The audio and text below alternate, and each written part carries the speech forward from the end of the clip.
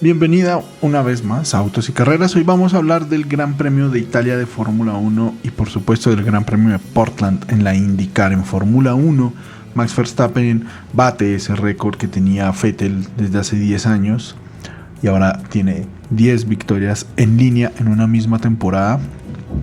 Además, habrá otros pilotos que comparten con otras y además 15 top 2. 15 veces en las últimas carreras ha estado o primero o segundo. Pero al margen de eso, creo que Verstappen hizo un carrerón. Le tocó lucharlo y lo luchó de una manera muy inteligente. Ya vamos a hablar de eso. Y en la IndyCar, pues Palou se consagra por segunda vez campeón del certamen. Y además lo hizo con una carrera por delante todavía. El próximo fin de semana estaremos en Laguna Seca. Y Alex Palou es el primer piloto en 15 años que define el título antes de la final. Aquí empieza Autos y Carreras. Arranquemos con IndyCar porque de todas formas es ya el certamen que está cerrándose. Este campeonato se acaba el próximo fin de semana con la carrera en Laguna Seca, circuito hermoso, un carrerón, no se lo pueden perder. En Portland las carreras son un poco más aburridas, pero al menos Portland tiene ahorita como mejores cámaras y tiene algo interesante. Es un circuito muy difícil. Uno mira el trazado y pareciera algo simple, pero no lo es.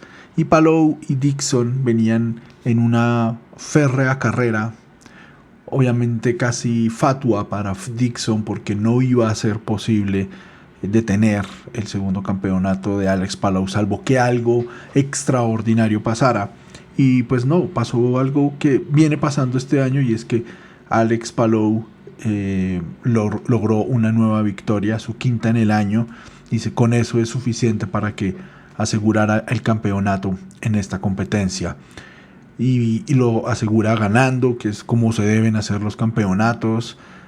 Y el hecho de que en 15 años este serial no haya visto una definición del campeonato antes de la última carrera, pues habla de lo enorme que ha sido Alex Palou, un piloto que desde el comienzo de la temporada se mostró muy fuerte, ganó carreras consecutivas por allá previo a las 500 millas de Indianápolis y luego logró mantenerse en la pelea, logró dar grandes carreras, logró seguir ganando y pues es inevitable, aunque me gustaría hacer un comparativo.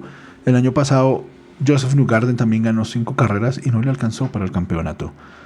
No solamente ha ganado carreras, sino que ha sido muy consistente Alex Palou y creo que eso es todavía más importante que lo que las victorias puedan dar.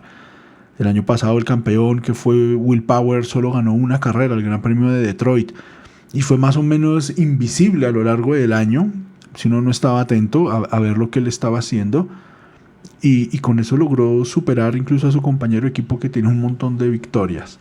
Dixon, por su parte, aquí en Portland hizo otra gran carrera, largó por delante de Palou, terminó justo detrás en la segunda posición, cierran un 1-2 para Ganassi, pero es como dicen en inglés, too little, too late, ¿sí? Como muy poco y ya muy tarde.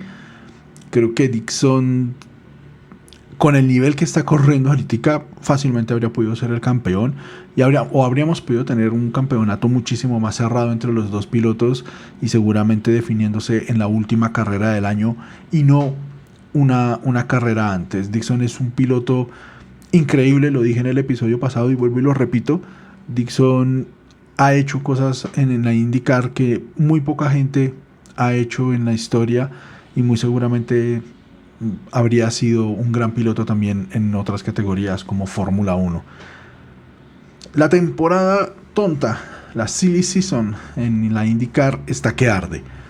Y bueno, eso también en parte porque es que es un campeonato que se termina muy pronto porque hay como una suerte de acuerdo entre la IndyCar y la NFL para que los campeonatos no se crucen. La NFL empieza por estos días también su temporada regular, o tal vez empezó hace un par de semanas, y ya con eso marca más o menos el final de la temporada de la IndyCar. Por eso ahora la IndyCar termina en septiembre, que es demasiado corta y es muy apretada para los equipos, para los mecánicos, uno habla con ellos las veces que he tenido oportunidad y en efecto, ellos dicen que es un campeonato muy intenso, que eso en algunos momentos puede traer problemas, pero bueno, así lo han diseñado y bueno, pues está funcionando. También un poco chévere tener un trabajo en la IndyCar, de pronto te pueda dar para vivir el resto del año sin necesidad de trabajar y tienes un trabajo pues relajado en cierta medida. Pero la Silly Season tiene este fin de semana también una gran noticia. Bueno, hace unos días el equipo Andretti Autosport, que ahora se va a llamar Andretti Global, confirmaba a Marcus Ericsson para el próximo año. Eso quiere decir que Marcus Ericsson sale de Ganassi y llega a Andretti.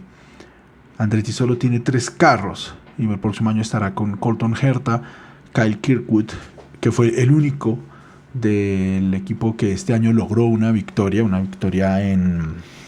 ya no me acuerdo, creo que fue en Long Beach. Y ahora Marcus Ericsson, que es un gran piloto, que ha hecho cosas muy buenas a bordo de Ganassi, pues ahora se va a Andretti y seguramente pues puede ser una forma de refrescar tanto la posición de Andretti en el campeonato como la posición de Ericsson. Ericsson creo que es un piloto que tiene mucho para dar. Creo que Andretti no es el mejor equipo en este momento, pero a lo mejor entre los dos sí puede haber una nueva oportunidad, una nueva forma de ver las carreras y seguramente Andretti está apostando a que Ericsson ayude a darle más dinamismo al equipo. Y eso obviamente nos lleva a poner los ojos sobre Romain Grosjean, que yo creo que este fue el año que mejor empezó la temporada, aunque tuvo un encontronazo con McLaughlin en San Petersburg, luego tuvo un golpe en Texas cuando venía peleando las carreras en esos momentos. Y uno decía, bueno, o sea, fueron 2 accidentes, pero no fueron solo 2 accidentes. Durante todo el año Grosjean estuvo contra el muro. Se estrelló también en Detroit, no me acuerdo todas las veces que se pudo haber estrellado. Se estrelló justamente en Portland, también quedó por fuera. Y en Portland pasó algo que me parece digno de destacar. En la clasificación en la IndyCar es un poco diferente en la Fórmula 1, es más rápida. Y no es como en Fórmula 1 que salen y dan una vuelta. Pues en Fórmula 1 tienen la batería, no les permite dar 2 vueltas a fondo. Aquí sí, aquí la tecnología es mucho menor. Entonces sale Grosjean a hacer 2 vueltas de clasificación, la primera como para ir poniendo todo en temperatura y luego la segunda para rematar, y justo terminando esa primera vuelta se encuentra con un piloto al frente. Ahorita no me acuerdo quién era, pero bueno. El caso es que él empieza a decir por el radio traffic, que también me parece un poco exagerada la reacción, estaba como todo nervioso. Entonces en el radio le dicen algo así como pues sortéalo de alguna manera, ¿sí? Ese sortearlo de alguna manera es muy difícil, aunque el carro no estaba justo al frente de él ni era más lento que él. La concentración del piloto se pierde un poco, porque ya no solo estás pensando en poner el carro donde debes ponerlo para poder hacer una gran vuelta, sino que también tienes que estar pensando si te vas a acercar más de lo debido a ese otro carro, qué estará haciendo el otro carro. Y aunque tú creas que estás haciendo los movimientos musculares que debes hacer para poder tener tu vuelta rápida, pues esas cosas afectan mucho y se pierde mucho tiempo en pista. Y en efecto lo perdió y no clasificó entre los 6 más rápidos de esa sesión. Y al terminar, el ingeniero le dice algo así como: hicimos tanto tiempo y no entiendo por qué, ¿sí? O no veo dónde fue que perdimos. Y pues Romain Grosjean le dice: yo te dije que había tráfico, yo te dije, ¿sí?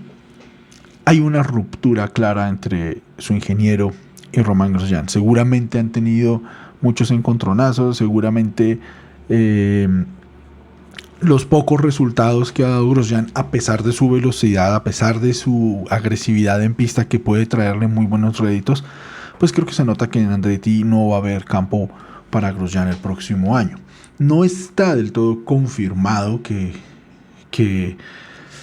no va, o sea, hay todavía rumores de que pronto Andretti pueda armar un cuarto equipo para la próxima temporada, pero yo creo que lo más fijo que va a pasar es Grosjean. Incluso se habla de que puede estar compitiendo en el World Endurance Championship y de que podría estar volviendo al equipo Dale Coyne Racing, a donde llegó cuando pasó a correr en la IndyCar.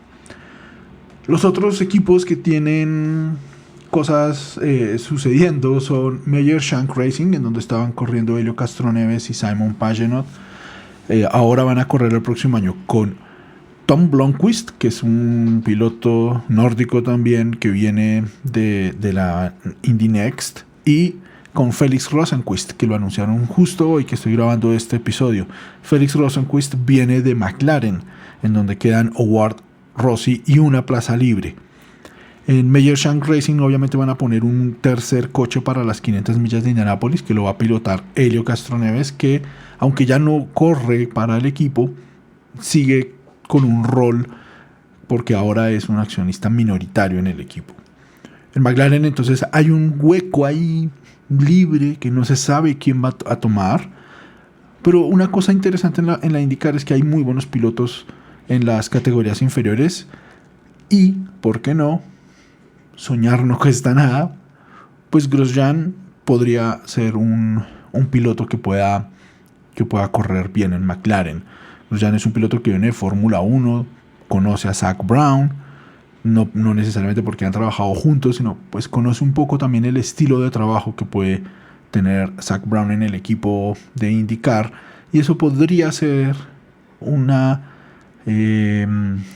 soterrada, ¿no? Tibia, débil esperanza de que Grosjean pueda seguir en la IndyCar.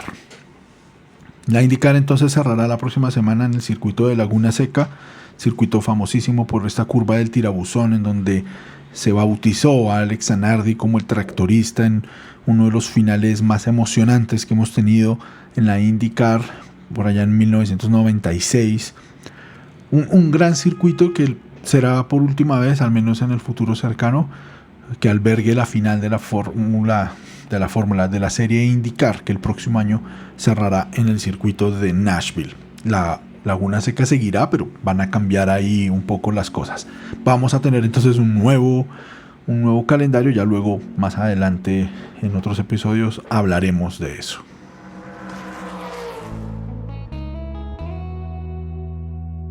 Y ahora hablando de Fórmula 1 y un paréntesis chiquito, espero que esta vez el episodio esté un poco menos caótico que el anterior. Lo escuché después, recibí algunos comentarios diciendo que fue muy denso, y sí, a lo mejor había mucha información y no la organicé del todo bien, pero vamos a ver cómo nos va cerrando este episodio hablando de la victoria de Max Verstappen en el Gran Premio de Italia, de todo lo que pasó con Ferrari. Bueno, hay un montón de cosas.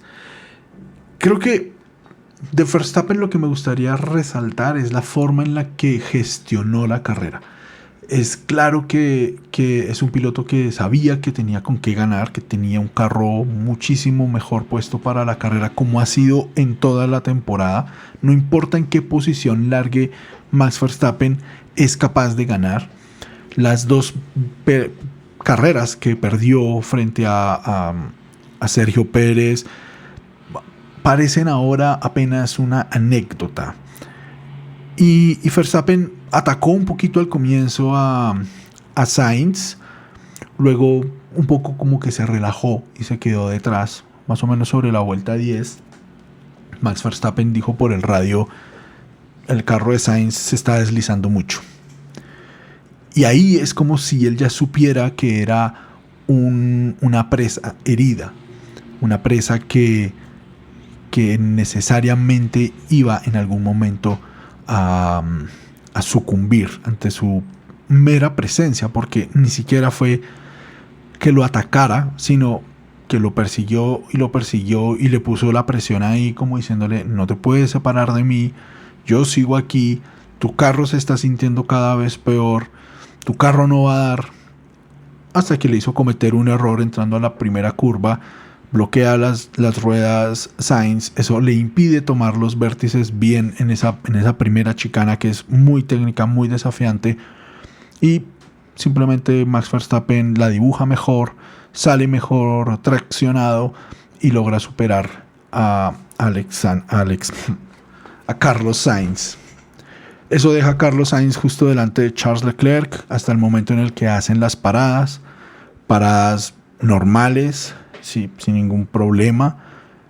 Y luego sobre el final, pues viene como todo este lío que se arma en Ferrari por lo que empieza a suceder una vez Sergio Pérez rebasa tanto a Charles Leclerc como a Carlos Sainz. En rebases que no son del todo limpios, en acciones que no son del todo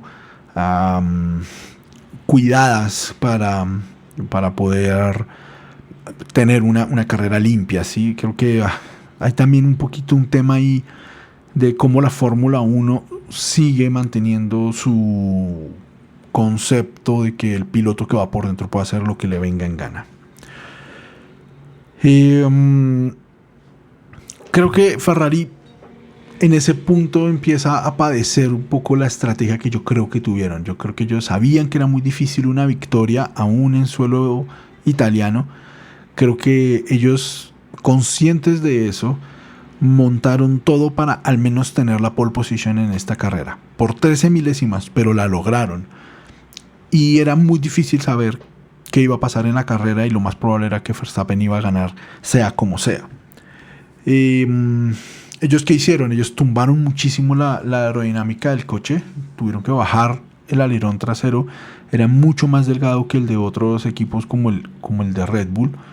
Pero pues Red Bull tiene una gran cantidad de ayudas aerodinámicas adicionales, o digamos está mucho mejor pensado aerodinámicamente gracias a la increíble mente de Adrian Newey, que ha desarrollado, es la persona que más títulos tiene en Fórmula 1, con eso les digo todo. Eso hizo que aunque el Ferrari fuera muy rápido, también era un carro que deslizaba mucho, que no tenía suficiente tracción o agarre en las curvas lentas por no tener tanto sustento aerodinámico, y eso hizo que devorara las llantas, no solo las de Carlos Sainz, también las de Charles Leclerc. Y al devorar las llantas, pues iban a perder claramente contra Red Bull. Era imposible que pudieran mantener esas posiciones, aunque las mantuvieron y las defendieron como un gato panza arriba y lograron hacer lo mejor que podían.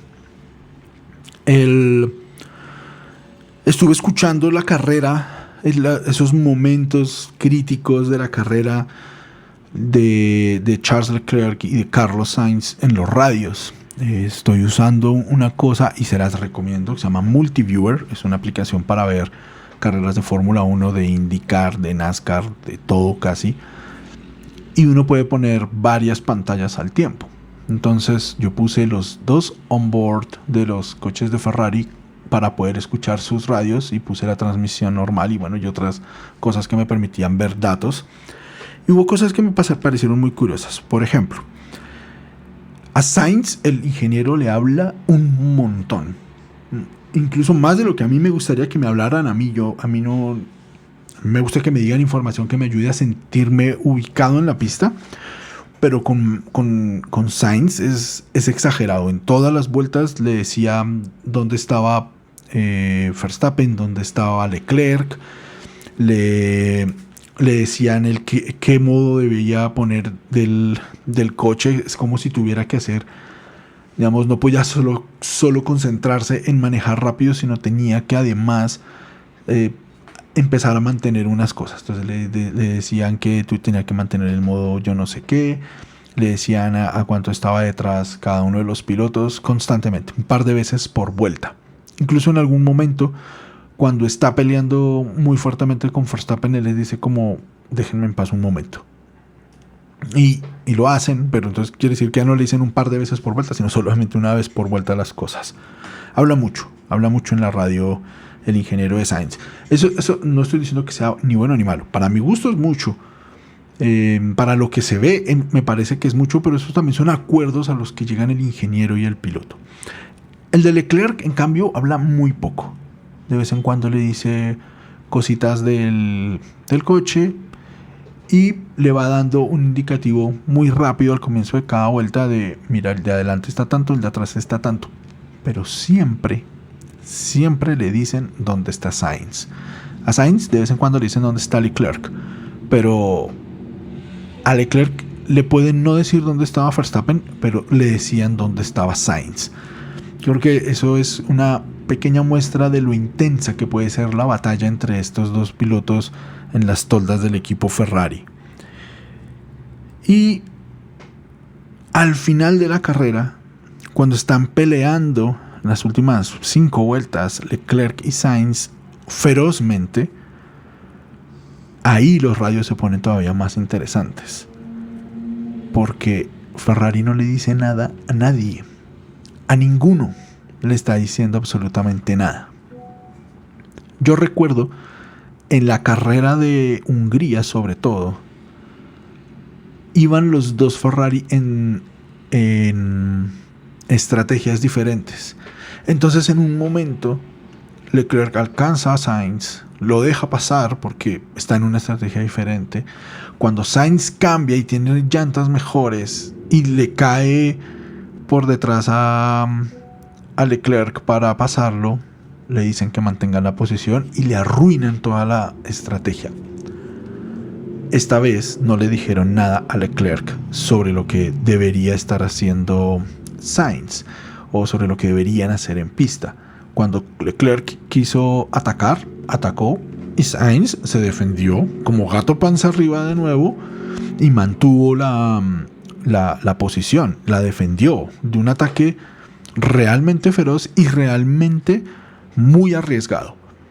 Un ataque que estaba, yo creo, un poco pasado del límite, ¿sí? Se salieron de pista un par de veces, casi fueron al roce, y creo que eso lo que nos deja claro, porque aquí no importa pelear que si órdenes de equipo o no órdenes de equipo, sabemos que las órdenes de equipo es algo que está en la Fórmula 1 y punto, pero es como esta diferencia de rasero entre un piloto y otro en situaciones similares, ¿sí?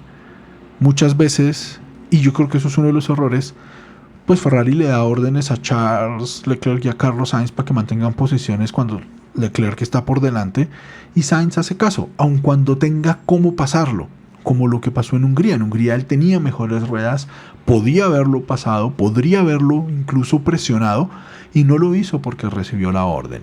Ese es el error. Ese es el error que cometen los segundones que pueden tener capacidades de ganarse un campeonato. Y yo creo que Carlos Sainz es un segundo que tiene un gran potencial, que tiene cómo ponerle la pata a alguien como Charles Leclerc. Y seguramente si estuviera en otro equipo también podría brillar. Viene de la escuela de Toro Rosso, y podría uno decir con algo de intriga que Red Bull nunca lo quiso poner en el equipo principal al lado de Verstappen, y por eso él se retira de la sombrilla de Red Bull. Creo que es un piloto rápido y creo que el error de él es hacer caso.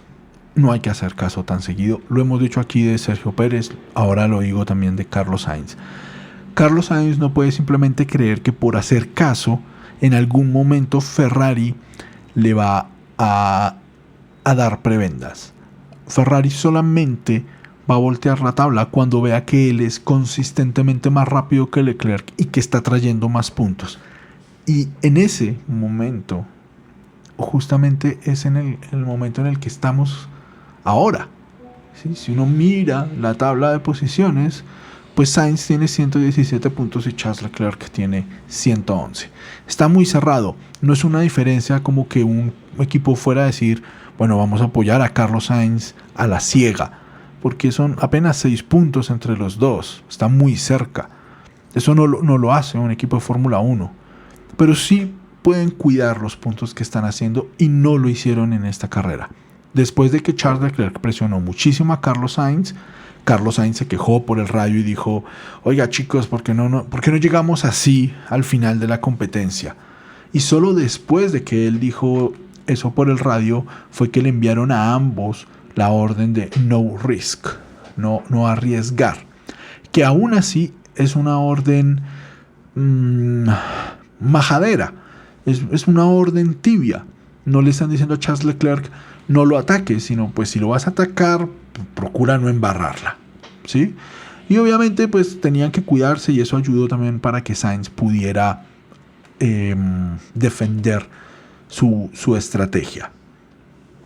¿De qué más hablamos? Pérez hizo lo que debía, clasifica horrible, pero al menos llegó segundo. Pero está solamente 49 puntos sobre Alonso, que tuvo una carrera, yo creo que para Aston Martin fue una de las carreras más difíciles. Yo creo que ellos solo estaban esperando que se terminara, poder llegar al final y salir de ese lío que fue el Gran Premio de Italia para ambos pilotos en Aston Martin. Y menciono lo de los 49 puntos sobre Alonso porque la pregunta que queda es ¿qué tanto podrá Pérez de verdad mantener esa diferencia, administrar esa diferencia y alargarla? Viene haciéndolo en las últimas carreras, pero creo que lo que más favorecerá a Sergio Pérez para mantener su segundo lugar es que Fernando Alonso y Lewis Hamilton, que están ahorita separados por 6 puntos también, como Sainz y Leclerc, pues se van a quitar puntos entre ellos y eso puede hacer que Sergio pueda separarse más de ellos, salvo que Sergio empiece a tener problemas, que esperemos que no, pero es que no podemos tampoco decir que sí. Hamilton me pareció que hizo una carrera buenísima. Él y otro piloto, Bottas, ambos salieron con estrategia inversa a los demás. Ellos arrancaron en el neumático duro. Eso obviamente les permitió primero subir un poco de posiciones cuando los demás entraron a pits, mantenerse más tiempo en pista, no perder tanto, aunque creo que Lewis Hamilton sí que perdió tiempo al final de su primer stint, pero luego al final de la carrera irían con el coche más ligero sobre neumáticos medios y eso les permitió tener un buen ritmo. Les permitió tener tan buen ritmo, por lo menos a Lewis Hamilton, que después de su golpe con Oscar Piastri, que es absolutamente su responsabilidad, y él lo dijo en el radio durante la carrera, apenas le dijeron tenemos 5 segundos de penalización, él dijo sí, no le dejé campo a Piastri, sabía lo que había pasado, era absolutamente consciente de ese tiempo que perdió en ese toque, lo recuperó, pasó a Norris, pasó a Albon, como faltando 5 vueltas, y le metió el tiempo suficiente para que los 5 segundos no le quitaran la posición que había conseguido. Una gran carrera de Hamilton a pesar de ese golpe.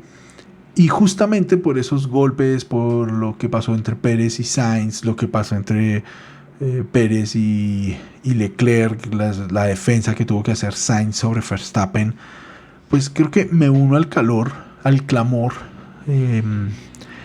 de mucha gente que se ha quejado de cómo se están dando los adelantamientos en Fórmula 1. Y en esta carrera en particular fue muy claro porque el DRS no tiene un efecto tan fuerte, ya que los carros van con el mínimo de sustento aerodinámico, las alas totalmente tumbadas, pues si se abre el hueco no es que haya una diferencia muy grande.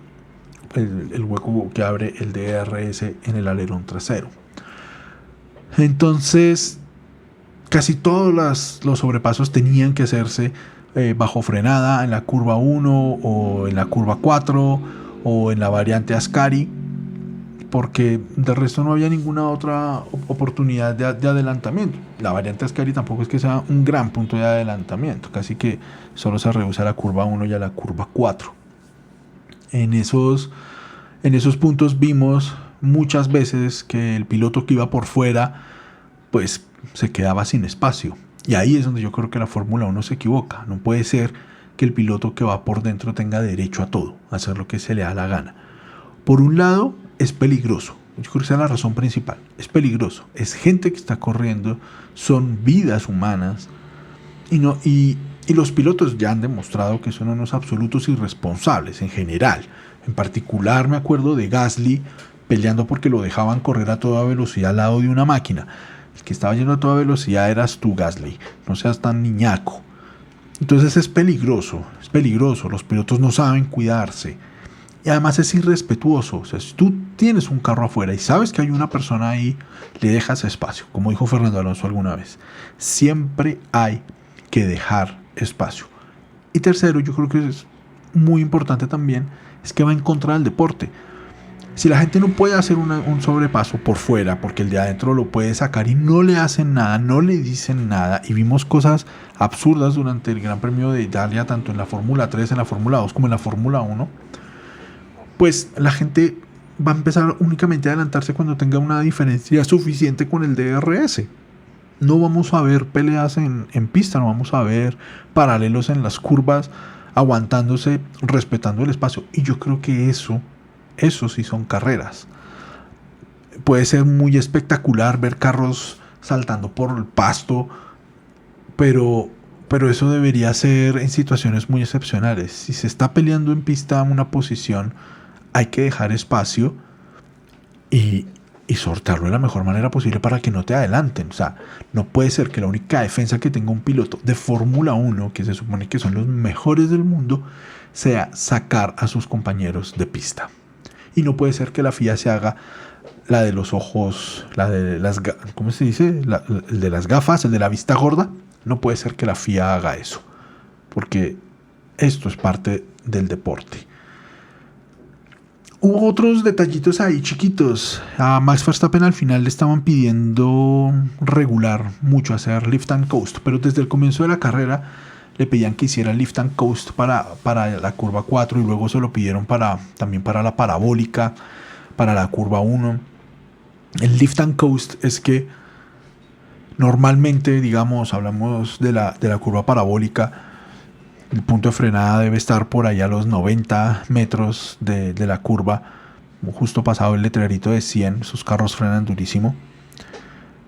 En vez de llegar acelerando como un loco hasta el cartel de 100 para ahí frenar, digamos que suelta en el de 150 y frena por ahí en los 70 metros. Entonces eso ayuda a cuidar los neumáticos, ayuda a cuidar un poco los frenos y no se pierde tanto tiempo. Y Max Verstappen lo hizo muy muy bien. Creo que ahí no hubo mayores problemas, pero quedan ahí dudas de por qué Max Verstappen estaba teniendo problemas. Por ahí dicen que de pronto eran problemas de temperatura, que tampoco quería acercarse a los coches que iban al frente y pues igual tenían un montón de tiempo, porque igual le habían sacado mucho tiempo al segundo. Entonces creo que ahí no habría mayores problemas. Con eso pues tenemos cubierto lo más importante desde mi punto de vista, porque este podcast no es ni mucho menos una fuente de noticias, es solo yo hablando del deporte que me gusta. Con eso cerramos IndyCar, cerramos Fórmula 1. Empiezan a acabarse las temporadas, en 8 días se acabará la IndyCar, luego tendremos solamente Fórmula 1 y NASCAR para seguir hablando. También un dato pequeño, David Alonso, el piloto colombiano, pues se consagró vencedor en la carrera en el circuito de Aragón este fin de semana en la Moto 3. Vean la Moto 3. Yo casi no veo motos, pero lo estoy viendo ahora porque está el colombiano y es simplemente sensacional ese tipo. Lo entrevistamos hace como un año cuando estábamos haciendo el Motor Show con Colombia Motor Fans. Es un tipazo. Véanlo porque está haciendo cosas increíbles en esas motos. Ya está en el Mundial de Motociclismo. Está en Moto 3 y seguramente con el ritmo que va a pasar a Moto 2 más pronto que tarde y va a llegar al MotoGP. Tristemente, el mismo día que él gana, una piloto también motociclista, tristemente pierde la vida en el circuito de Tocancipá, aquí en Colombia, en unas prácticas. Es algo muy duro porque es nuestro escenario, es donde nosotros queremos ver al futuro del automovilismo, del motociclismo, del campo traviesa, del rally, hacer lo mejor posible para crecer, para pasar a categorías superiores y pues tener este tipo de eventos es muy triste lo que ha pasado con la piloto Lady Díaz, que tenía apenas 24 años, y desde aquí nuestras condolencias para sus familiares y amigos. Con eso cerramos este episodio de Autos y Carreras. Recuerden que Autos y Carreras se graba y se produce en Sala Faniáticas, una productora de podcasts en Bogotá. Estamos dispuestos a grabar podcasts de gente que quiere decir cosas aunque no sean muy populares, como este podcast de Autos y Carreras. Aquí tengo una buena audiencia, he conocido gente, sé que ustedes me están escuchando y agradezco mucho que hayan llegado hasta este punto. Soy Ricker Silva, nos vemos en 8 días. Chao, chao.